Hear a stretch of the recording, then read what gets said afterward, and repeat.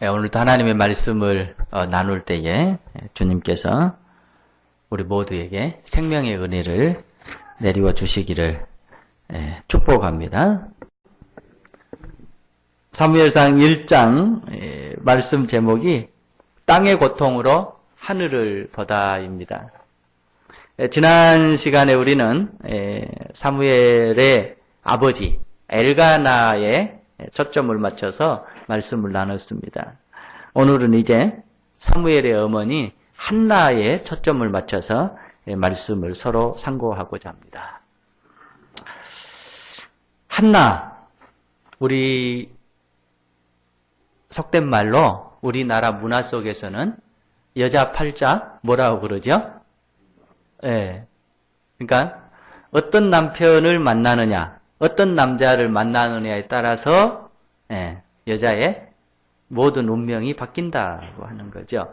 그런데 비단 여자만 그러겠어요? 남자도 마찬가지예요. 누구든지 마찬가지입니다. 학대해서 가면 교회도 마찬가지예요. 성도는 목사 잘 만나야 돼요. 또 목사는 또 교회 진짜 잘 만나야 되고요. 성도 잘 만나야 됩니다. 피차의 운명이 상대에 따라서 바뀌는 경우들이 많죠. 한나는 정말 그러했던 것 같습니다. 제사장 집안의 가문, 이스라엘 당시의 배경으로 보면 아주 굉장한 가문이었습니다. 세상적으로 봐도 굉장한 가문이었고, 종교적으로 봐도 굉장한 가문이었고, 당시의 명성이나 존경의 위치로 봐도 굉장한 가문이었어요. 그 가문의 아들 엘가나라고 하는 남편과 한나가 결혼을 했습니다. 그러니까 한나에게도 좋은 일들만 이렇게 기다리고 있는 여건이 되지요. 좋은 가정에 좋은 남편 만나서 결혼을 한 겁니다. 그리고 성경에 보면 이 남편이 한나를 굉장히 사랑했다라고 말씀하고 있습니다. 그러니까 한나의 입장에서 보면 좋은 가문에, 좋은 남편에, 그것도 사랑받는 아내로 얼마나 축복이겠어요? 얼마나 아름답겠어요? 우리 전진수 집사님이 내가 그런 남자야, 그런 표정으로 아내의 손을 잡고 있는 것 같아요. 부디 착각이 아니기를 축복합니다. 굉장한 아름다운 축복입니다. 그런데요, 그 아름다운 축복이 얼마 가지를 못해요. 왜 그렇어요? 성경이 말씀하시는 대로 이 한나가 자녀를 갖지 못합니다. 그래서 남편은 자녀를 얻기 위해서 또 다른 아내를 맞이했다고 성경은 말씀하고 있습니다. 여러분, 한나의 심정이 어쩔까요? 성경은 한나의 심정을 이렇게 표현해주고 있어요. 울며 먹지 않았다. 마음이 괴로웠다. 원통함과 격분이 많았다. 이렇게 말씀합니다. 여러분, 우리 성경 말씀 오늘 읽었던 2절을 한번 보십시다. 그에게 두 아내가 있었으니 그는 엘가나죠. 한 사람의 이름은 한나요, 한 사람의 이름은 부딘나라. 그러니까 지금 우리의 입장에서 보면 한나가 정부인입니다. 안방마님이에요. 그리고 부딘나가 이제 처부로 들어온 거죠. 그런데요, 그 다음에 보면 여인의 이치가 바뀌어버려요. 어떻게 바뀌어요? 부딘나에게는 자식이 있고 한나에게는 자식이 없었더라. 그러니까 정부인이 한나였고 그 다음이 부딘나였죠. 그러니까 한나가 이 가정을 책임지는 안방마님이었는데 아들이 없다라고 하는 이 아픈 사연 때문에 이치가 바뀌어버립니다. 그 다음에 부딘나가 나오고 한나로 이치가 바뀌어요. 처음에는 한나 부딘나였는데 부딘나에게는 자식이 있고 한나에게는 자식이 없더라. 이게 서열이 바뀌어버렸다는 의미입니다. 4절에 봐도 그래요. 엘가나가 제사를 드린 날에는 제물의 분깃을 그 안에 부딘나와 그의 모든 자녀에게 주고 한나에게는 갑절을 주니. 예. 그러니까 지금 자신의 그 여인이 아들이 자녀가 없다라고 하는 그 사연 때문에 자신의 삶이 지금 아픔 속으로 막 치닫고 있는데 그 여인으로서의 서열까지 지금 바뀌어 버린 겁니다. 그런가 하면 명절 때만 되면 이 자녀들을 데리고 가족을 데리고 이스라엘에서는 에루살렘으로 예배를 드리러 가야 되는데 부딘나가 이 한나를 속을 긁는 겁니다. 그러니까 명절이 괴로운 거예요. 평소도 괴롭지만 명절만 되면 더 괴롭습니다. 여러분 우리 주위에 명절이 괴로운 사람들이 사실 많습니다. 여러분 명절이 다가오면 괴로운 사람이 누가 있을까요? 뭐 고향 못 가는 사람 괴롭겠죠? 네. 주머니가 빈 사람도 사실 명절이 되면 괴롭겠죠? 그러나 이 괴로움은 사실 괴로움이 아닐 거예요. 진짜 괴로움은 뭐냐면 사랑하는 가족, 사랑하는 분들을 절지에 잃어버린 사람들. 명절이 되면 너무너무 괴로울 거예요. 여러분 제가 언젠가 한번 말씀드렸죠? 제 고등학교 동창인 친구가 있었어요. 저보다 6개월 전에 간암 수술을 받았어요. 그런데 이 친구가 인도네시아로 무슨 치료를 하러 간다고 해가지고 아무도 모르게 그냥 죽었어요. 그래가지고 그 시신이 이렇게 돌아왔어요. 아내도 죽은 상황을 몰랐던 거예요. 자, 그런데 거기에 충격을 받고 당시 고등학교 2학년짜리 아들이 아파트에서 뛰어내려 버렸어요. 그리고 또 죽었어요. 그러니까 제 친구 아내는 얼마나 괴롭겠어요? 여러분 생각해 보세요. 근데 평소에도 날마다 눈물의 세월일 건데 명절이 되면 더 괴로운 거예요. 명절이 차라리 안 왔으면 그런 마음일 겁니다. 근데 한나가 바로 그런 형편에 있습니다. 명절만 되면 사실 더 괴로운 거예요. 또 자기의 마음의 아픔을 감당해야 되기 때문에 그런 거죠. 그럼에도 불구하고 한나에게 유일한 위로가 있다라고 한다면 5절 말씀처럼 남편이 그를 사랑해주고 있다라고 하는 겁니다. 그런데 오늘 성경은 그것이 진정한 위로가 되지 못했다고 말씀하고 있습니다. 한나의 아픔, 정말 경험해보지 않는 분들로는 알 수 없는 아픔일 겁니다. 저도 본문을 보면서 내가 한나의 마음을 얼마나 이해할 수 있을까 이해 못할 듯합니다. 통계에 의하면 우리나라에 4쌍 내지 5쌍 부부 가운데 한 가정이 아이를 갖지 못하는 그런 아픔 속에 있다고 합니다. 우리 교회에도 이런 가정들이 있습니다. 부디 하나님의 축복과 하나님의 은혜가 이 가정 위에 임하시기를 간절히 기도합니다. 또 아울러요, 설교하기도 굉장히 조심스럽습니다. 하나님께서 여러분의 마음을 어루만져 주시기를 축복합니다. 우리의 인생이 한나와 같이 이런 아픔의 터널을 지날 때에 꼭 기억해야 될 것이 있습니다. 여러분, 여러분의 인생이나 저의 인생이나 살아가면서 이런 아픔의 터널을 지날 때 꼭 기억해야 될 것이 있는데 오늘 성경은 우리에게 밝히 말씀하고 있습니다. 여러분 우리 5절, 6절을 같이 한번 읽어보십시다. 같이 읽습니다. 한나에게는 갑절을 주니 이는 그를 사랑함이라. 그러나 여호와께서 그에게 임신하지 못하게 하시니 여호와께서 그에게 임진하지 못하게 하심으로. 자, 여기까지 보십시다. 한나에게는 아픔이 있습니다. 자녀를 갖지 못하는 아픔이었습니다. 그런데 성경은 동시에 분명하게 두 번 밝혀주고 있습니다. 그 내용이 뭡니까?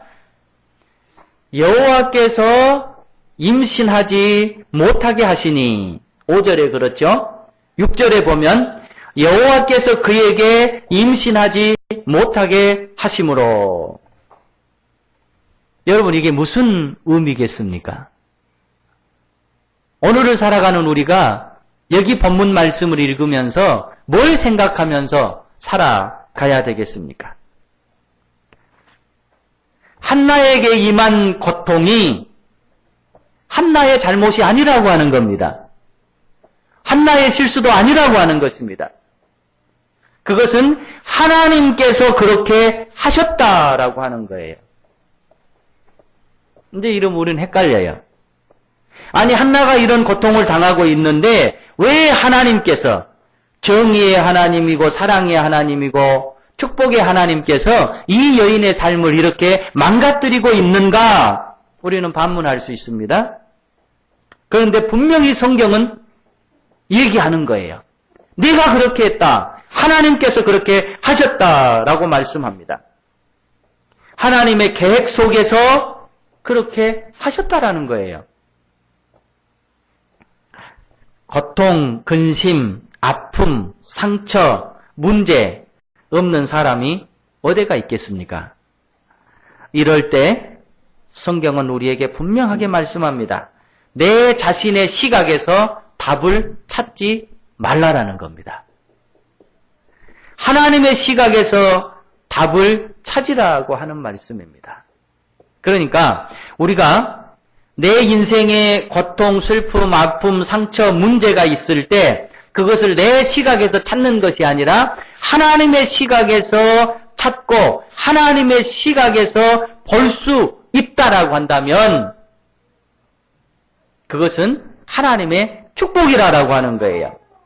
여러분, 우리가 사랑하는 성도 여러분, 신앙을 갖고 살아가는 성도 여러분 이럽니다. 이 신앙이라고 하는 것, 성도라고 하는 것이 무슨 의미일까요?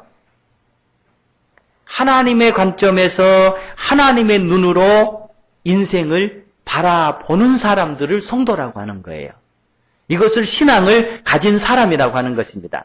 그래서 하나님의 관점에서 하나님의 눈으로 답을 찾을 수만 있다라고 한다면, 하나님이 주신 지혜로 답을 찾을 수만 있다라고 한다면 정말 다윗이 고백한 것처럼 우리가 사망의 음침한 골짜기를 다닐지라도 해를 두려워하지 않을 것은 주께서 나와 함께 하심이라. 주의 지팡이와 막대기가 나를 안위하십니다. 라는 이런 고백을 할 수가 있을 것입니다. 성도 여러분에게, 여러분 각자에게 임하는 고통, 무슨 의미가 있겠습니까? 내가 당한 고통 속에서 우리가 울고만 있다라고 한다면 이 고통은 아무 의미가 없습니다. 그리고 그 고통이 해결된다라고 할지라도 또 다른 고통 속에서 우리는 인생을 방황할 수밖에 없습니다. 그래서 여러분에게 다가오는 고통, 여러분에게 다가오는 문제, 그것이 무엇이든지 간에 오늘 이 말씀 꼭 기억할 수 있기를 축복합니다. 하늘에 먹구름이 덮었다 할 때 그 먹구름을 보면서 우리가 눈물 짓지 말아야 할 것은 여전히 그 먹구름 뒤에 찬란한 태양은 기다리고 있습니다. 그 찬란한 태양은 찬란한 햇빛을 준비하고 있는 과정입니다. 그래서 여러분의 삶에 지금 없다라고 생각한다면 그것은 하나님의 계획입니다. 하나님의 있음을 준비하기 위한 전 단계입니다. 지금 여러분이 연약합니까? 하나님께서 강함을 주시기 위한 준비 과정입니다. 지금 내가 실패했습니까?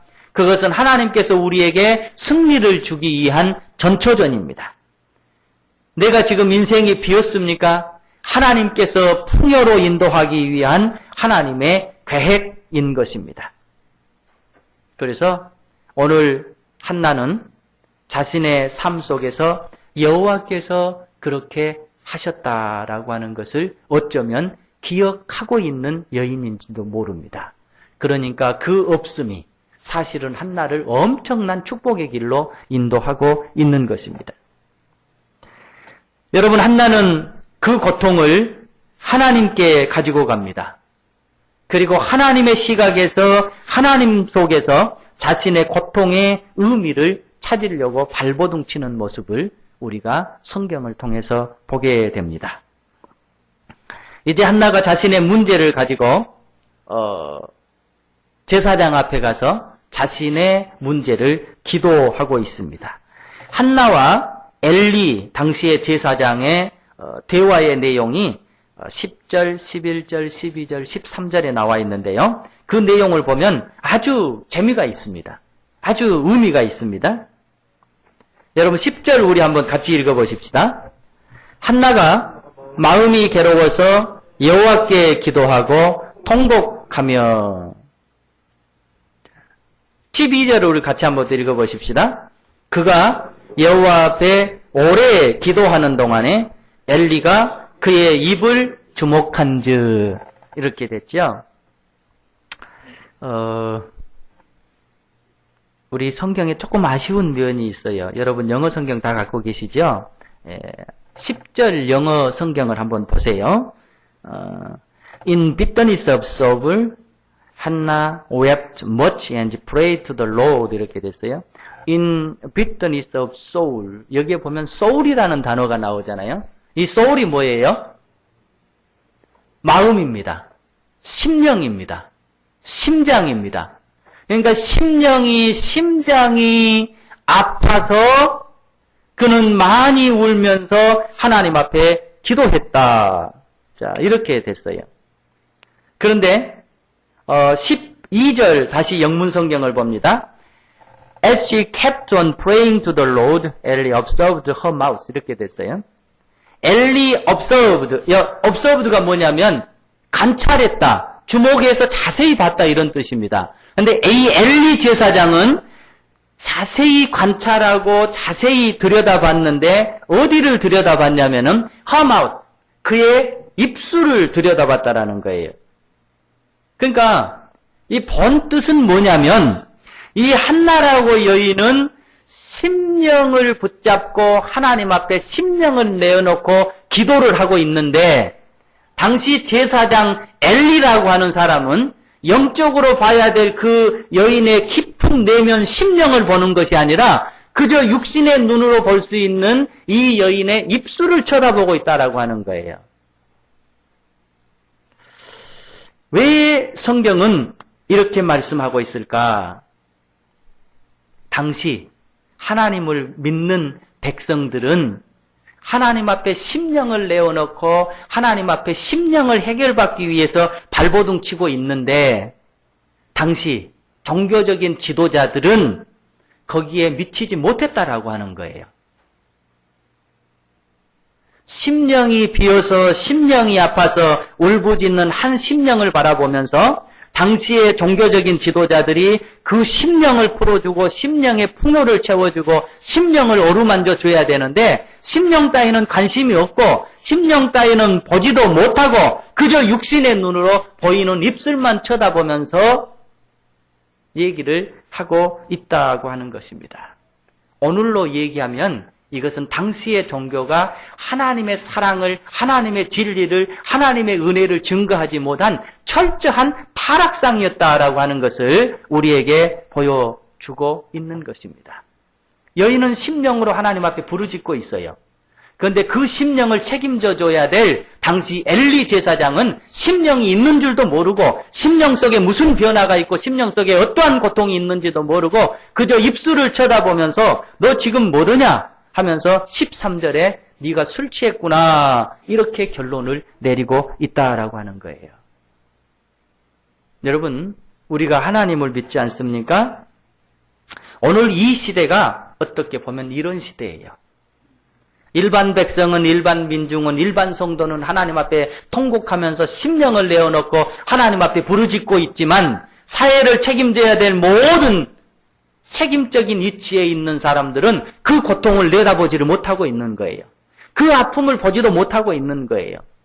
교회가 하나님 앞에서 진실로 세상을 치유하고 세상의 눈물을 닦아주고 세상의 아픔을 위로해줘야 되는데 거기에 신경을 쓰지 않고 외형적인 화려함만 바라보면서 세상만 바라보면서 세상적인 것만 추구하고 있는 이 현실을 지금 성경은 말씀하고 있는 것입니다. 여러분, 진실한 믿음이라고 하는 것, 진실한 신앙이라고 하는 것은 한나처럼 내 내면을 붙잡고 내 영혼을 붙잡고 내 영혼을 바라보면서 거기에 초점을 맞춰서 그것을 채우려고 하고 그것을 해결하려고 하고 그것 속에 풍요를 심으려고 하는 것이 진실한 신앙이고 진실한 믿음이라고 하는 것을 성경은 말씀하고 있는가 동시에 타락한 믿음, 타락한 신앙이라고 하는 것은 제사장처럼 내면을 보지 못하고 외형을 바라보면서 육신에 초점을 맞추고 그것을 채우기 위해, 그것을 찾기 위해, 그것의 풍요를 갖기 위해 발버둥 치는 모습을 얘기하고 있는 것입니다. 여러분, 우리가 하나님 앞에서 진실한 믿음, 진실한 신앙을 찾는다라고 하는 것은 무엇일까요? 제사장의 길이 아닌 겁니다. 한나처럼 하나님 앞에 심령을 내어놓고 하나님 앞에 내 심령 속에 하나님 은혜를 주십시오. 내 심령이 하나님의 사랑으로 채워져야, 내 심령이 하나님의 마음을 닮아가야 내 인생이 행복합니다. 내 인생에 의미가 있습니다. 그래야 내가 이 땅에서 하나님의 사명을 감당하면서 살아갈 수가 있습니다. 한나가 지금 그런 모습을 보이고 있어요. 아직은 여러분 이해가 안 될 거예요. 좀 더 들어보십시오.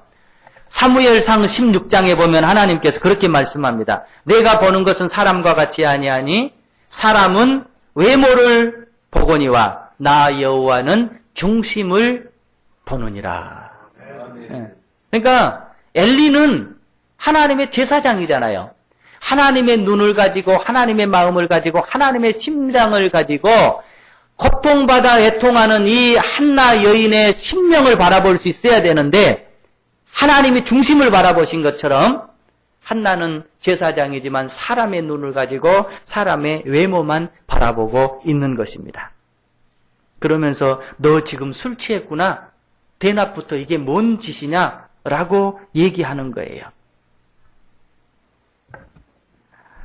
한나가 속으로 말하며 입술만 움직이고 음성은 들리지 아니하므로 엘리는 그가 취한 줄로 생각한지라. 예, 엘리가 내린 답이에요. 그러니까 너무 한나가 마음이 아파서 15절에서 엘리에게 다시 아니에요 라면서 얘기를 하고 있어요. 우리 한번 같이 읽어보십시다. 15절입니다. 한나가 대답하여 이르되 내 주여 그렇지 아니하니이다. 나는 마음이 슬픈 여자라 포도주나 독주를 마신 것이 아니요 여호와 앞에 내 심정을 통한 것뿐이오니. 자, 여기도 여러분 조금 아쉽습니다. 여러분 영문 성경 한번 보시기를 바라요. 15절 마지막 부분에 보면 I was pouring out my soul to the Lord 이렇게 되어 있어요. 여기 I was pouring out은 뭐냐면 그냥 다 쏟아붓다예요. 마치 십자가에서 예수 그리스도께서 인류를 위해서 온 자기의 생명을 쏟아붓고 온 당신의 물과 피를 쏟아붓고 사랑을 쏟아붓듯이 지금 이 한나는 자기의 심령을 하나님 앞에 쏟아붓고 있습니다. 나 지금 술 취해 이런 게 아니에요. 내 마음이 너무너무 괴로워서 내가 지금 내 심령을 온 통째로 하나님 앞에 지금 내어놓고 쏟아붓고 있습니다. 라고 고백을 하고 있어요. 여러분이 이제 영적인 상상력을 가지고 한나와 하나님이 어떤 대화를 했을까 한번 생각을 해보십시다. 이건 제 추측이에요. 영적 상상력이에요. 한나가 하나님 저 멋진 가정의 멋진 남자와 결혼했어요. 내 남편이 나를 너무 사랑해 줬어요. 우리 부모님들도 참 기뻐했어요. 너 좋은 가문에 시집가서 아름답게 살게 됐으니까 내가 참 기쁘다. 내 친구들도 내 친척들도 나를 전부 축하해 줬어요. 그런데 하나님, 그 행복과 그 아름다움이 얼마 가지를 못했어요. 제게 있어야 될 자녀가 없어요. 제게 있어야 될 아들 하나가 없어서 내 인생이 모두 망가져 버렸어요. 내가 본부인인데 내가 본부인의 이 짓에 쫓겨났어요. 내 인생이 너무너무 아파요. 하나님 제게 아들 하나만 주십시오. 하나님 제 마음을 아신가요? 하나님께서 내가 네 마음 왜 모르겠냐? 누구보다도 네 마음 잘 안다. 그 다음 잘 들어보세요. 사실은 나도 내 마음 올바로 세상에 전할 아들 하나가 없어서 통곡하고 있다. 하나님이 이러신 거예요. 사실은 나도 내 마음, 내 말씀, 세상에 올바로 전할 선지자 하나가 없어 통곡하고 있다. 당시가 사사시대였거든요. 사사시대의 특징은 뭐냐면 하나님을 제껴버리고 자기 좋을 대로 살아가는 시대가 사사시대였어요. 그러니까 하나님의 입장에서 보면 세상에 하나님의 말씀을 전하고 하나님의 진리를 전하고 하나님의 율법을 선포해서 이들이 하나님 안에서 아름다운 삶을 살게 할 진실한 하나님의 종 하나가 없어서 하나님도 통곡하고 있다라고 하는 거예요. 당시 제사장 엘리가 그런 삶을 못 살았잖아요. 세상을 향해서 올바른 하나님의 말씀을 선포하고 내 마음을 전달해주고 내 뜻을 전달해줄 선지자 한 사람이 없어 나도 통곡하고 있다 한나야. 그런데 내가 네 마음 왜 모르겠냐? 네, 지금 이렇게 되는 거예요. 그러니까 한나가 눈물을 흘리면서 울다가 깜짝 놀란 거예요. 하나님 그게 무슨 소리예요? 하나님의 말씀을 올바로 전달할 아들 하나가 없다니요? 엘리가 그 역할을 감당하지 못해. 그때요, 한나가요, 하나님, 제게 그런 아들 주세요. 타락에서 썩어져가는 종교가 제 입장을 감당하지 못한 이 시대에 하나님의 말씀을 올바로 증거하고 하나님의 말씀을 올바로 선포할 수 있는 그 아들을 제게 주세요. 제가 그 아들 믿음으로 잘 양육해서 하나님 사명 감당할 수 있는 아들로 다시 하나님께 드릴게요. 그 기도의 내용이요, 11절 기도의 내용이에요. 여러분 한번 보십시다. 같이 한번 읽어보십시다. 서원하여 이르되 만군의 여호와여, 만일 주의 여종의 고통을 돌보시고 나를 기억하사 주의 여종을 잊지 아니하시고 주의 여종에게 아들을 주시면 내가 그의 평생에 그를 여호와께 드리고 삭도를 그의 머리에 대지 아니하겠나이다. 이 삭도를 대지 않는단 말은 하나님 앞에 신실한 거룩한 종으로 나실인으로 하나님 앞에 드리겠다라고 하는 거예요. 그러니까 여러분, 지금 여러분과 제가 한나에 대해서 알고 있는 내용과는 얼마나 다른지를 몰라요. 우리는 보통 그렇게 알고 있어요. 한나라고 하는 여인이 아들이 없었는데 하나님 앞에 열심히 기도하니까 하나님께서 아들을 주셔서 이 한나라고 하는 여인이 다시 행복해졌다. 이 정도로 알고 있어요. 물론 그런 의미도 들어 있습니다. 그러나 한나는 자신의 아픔 속에서 하나님의 아픔을 보게 되어버립니다. 땅의 고통을 통해서 하나님의 고통을 보고 하나님의 고통을 이해하게 됩니다. 땅의 없음을 통해서 하나님의 없음을 보고 하나님의 마음을 이해하게 됩니다. 자신의 아픔을 통해서 하나님의 아픔을 보면서 하나님의 아픔을 이해하는 아주 엄청난 믿음의 여인이 되어버립니다. 그러니까 그 여인에게 다음 세대를 구원할 선지자요, 제사장이요, 왕정의 기초를 세웠던 사무엘이라고 하는 위대한 종을 이 여인 품에 안겨주는 거예요. 그리고 그 사무엘이 이스라엘을 다시 회복시키게 되는 것입니다.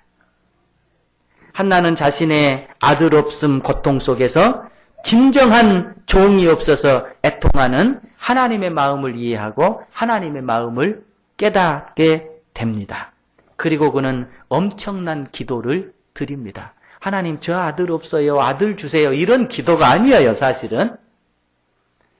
자신의 고통을 통해서 하나님의 고통을 이해하는 거룩한 고통으로 승화시켜버립니다. 여러분, 승화라고 하는 얘기를 알죠? 자신의 아픔을 통해서 하나님의 아픔을 보게 되는 거룩한 아픔으로 승화가 되어버립니다. 자신의 아들 없음을 통해서 올바르게 말씀을 선포하고 하나님의 백성을 구원해 줄 선지자 한 사람이 없어서 통곡하는 하나님의 마음을 보고 하나님의 마음을 깨닫게 됩니다. 하나님은 까닭 없이 여러분에게 고통을 주시지 않습니다. 하나님은 까닭 없이 여러분에게 아픔도 주시지 않습니다. 물론 실패도 주시지 않습니다. 환난도 부족함도 주시지 않습니다. 여러분 속에 고통이 있습니까? 여러분 속에 아픔이 있습니까? 실패가 있습니까? 환난이 있습니까? 까닭 없음이 아닙니다. 한나처럼 하나님의 계획 속에서 하나님의 역사 속에서 더 크고 더 넓고 더 깊은 인생으로 인도하시려는 하나님의 계획이 여러분의 아픔으로 나타나는 거예요. 여러분의 슬픔으로 나타나는 겁니다. 이것을 보고 깨달으면 그것이 축복이에요. 그것을 깨달으면 그것이 축복입니다. 한나에게 여인 아들 없음이 너무너무 아픈 사건이었어요. 그러나 한나가 축복받을 수 있는 것은 뭐냐면 여호와께서 임신하지 못하게 하심으로 여호와께서 없게 하심으로 이 진리를 봤다라고 하는 사실입니다. 여러분 속에 아픔, 슬픔, 환난, 부족함 보고 깨달을 수 있기를 축복합니다. 이것을 보지 못하고 깨닫지 못하면 그것은 아픔이고 그것은 안타까움입니다. 그러나 여러분의 문제의 현실을 보면서 이 속에 하나님의 계획이 있는 거야. 한나처럼 이 아픔 속에 하나님의 뜻이 있는 거야. 라고 깨달을 수만 있다라고 한다면 하나님의 축복은 하나님의 계획대로 여러분의 삶을 통해서 이루어지리라 믿습니다. 한나와 같이 여러분의 인생을 하나님의 시각으로 바라보면서 하나님 앞에 정말 거룩한 기도를 드리면서 하나님과 함께 손잡고 여러분의 삶을 개척해 갈 수 있기를 축복합니다.